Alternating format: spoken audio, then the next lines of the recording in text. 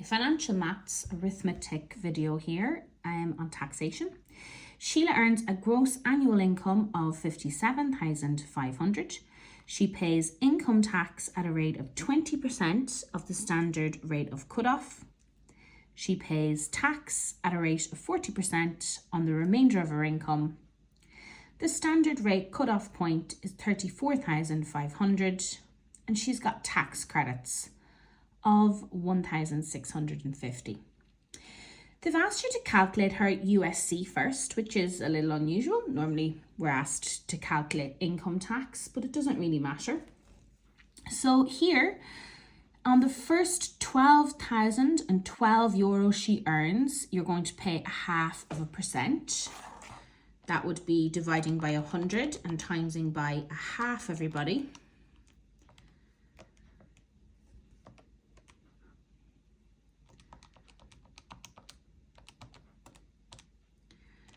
Giving me 6,006. Then on the next amount that she earns. So the idea is Sheila earns over 19,874. Therefore, she has to pay 2% on the next 7,862. There's two ways this come up. And I've got another way in a different video, a more manageable way. So you're going to take those two away and it gives you 7,862 and you're going to get 2% of that figure, which is 157.24. And I actually think he's 60 euro. Sorry about that, hang on.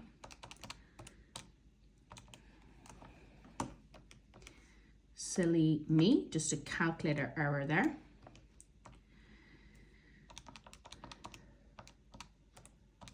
Yeah, 60 euro and 6 cents. 6 euro didn't really make sense there.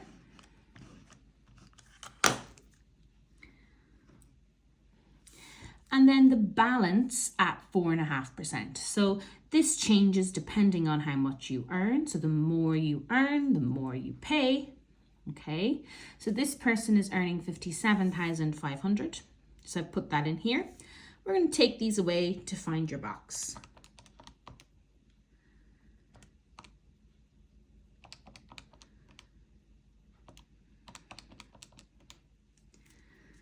Giving me 37,626. So by 4.5% will be 1693.17. So again, how I got that, it was 57,500, and I'm going to take these figures away, or some people have different ways of doing them. You're basically finding the difference, guys. Now we total those three up there.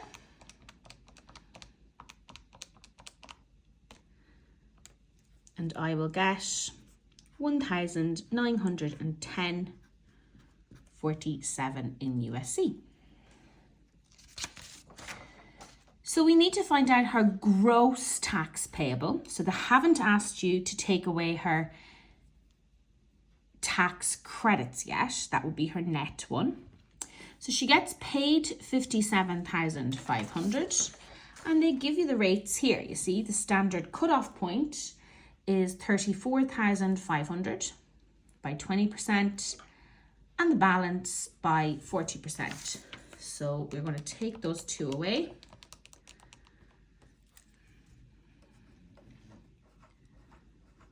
By 40%, again, divide by 100 times by 40. Or there's alternate ways. I do by 40% in my calculator or times 0.4. It's something that we should all be able to do at this level.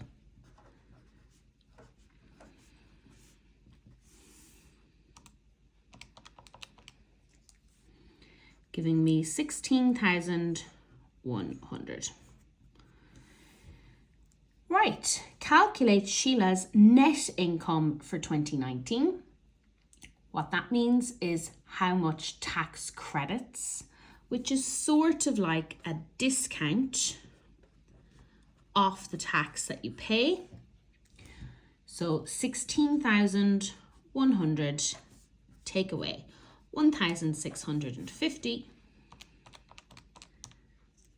will give me 14,450 euro. So that is how much net income she will have to pay. Right, the junior certs, this one here, it could come up, but it would be unlikely. But for leaving certs, definitely. And part E would be relatable to junior cert as well. But anyway, Sheila has a credit card that she charges 4.5% APR. APR is annual percentage rate. Show that the monthly equivalent rate is 4.5% is 0.3674809. Lots of people would say, oh, I know, just divide that by 12. That would be incorrect. The reason is that APR is compounded. So you can see that is not the same as 0.3674809. So it is compounded, and that is why that is incorrect. Your annual percentage rate. I went and I got the compound interest rate formula. We're not actually putting any money in, so I'm just using the interest portion of it. The interest for the year is 4.5%, and we know you always must put that as a decimal. So that's 0.045. And to the power of t will be for 1 year.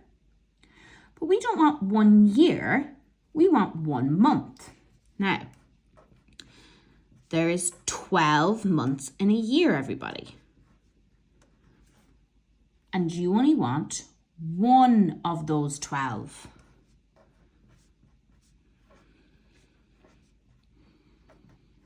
So to the power of one of those 12. So it was 4.5% for a year or 12 months. But we only want one out of those 12 months. So I've put to the power of 1 over 12. You pop that into your calculator. Whether you have a Casio or a Sharp, you'll get the same piece of information. 1.003674809. There he is, look.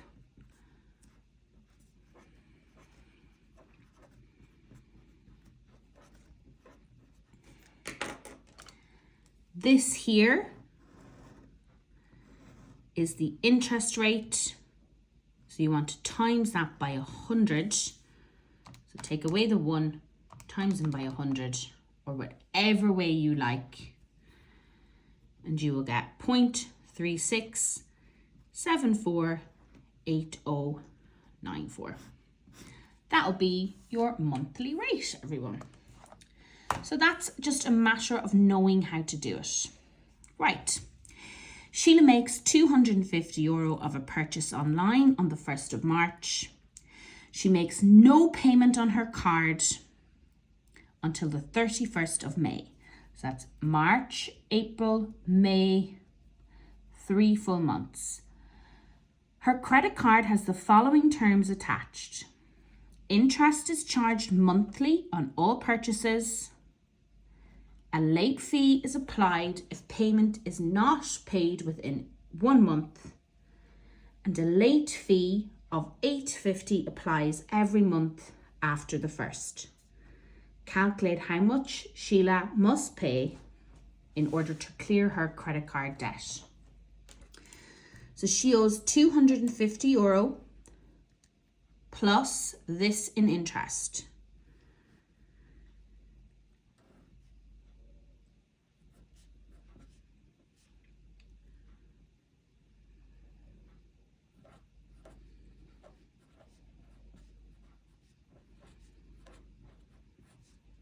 And that's for the 1st month.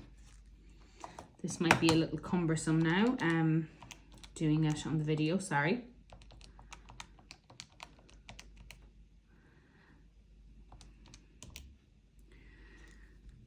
So at the end of the 1 month,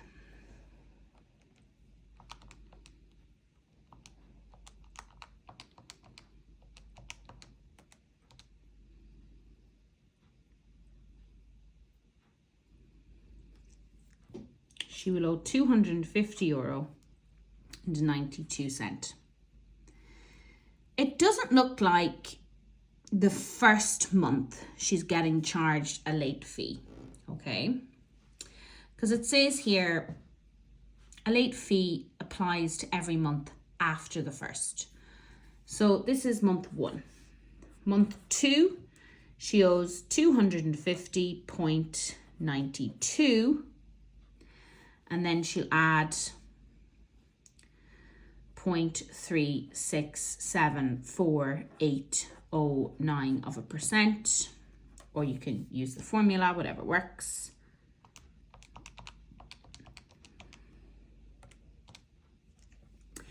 So she'll now owe $251.84. But now her late fee also applies because she has not paid it. So we're assuming, the way the question is phrased, that there's no late fee in month 1.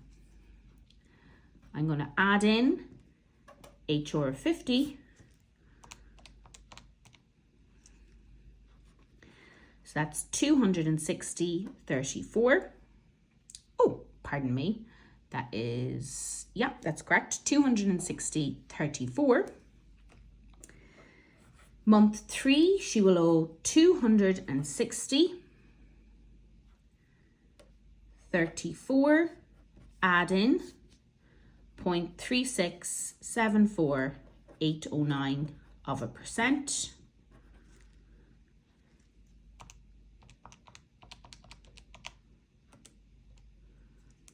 So she will owe 261.30 when you round that up. You might, if you've kept it on your calculator, you might have 0.29. And another late fee of €8.50. All these questions, they take a lot of practice, guys. And literally that is all you can do, is just practice as many of them as possible and try and get as many points as possible.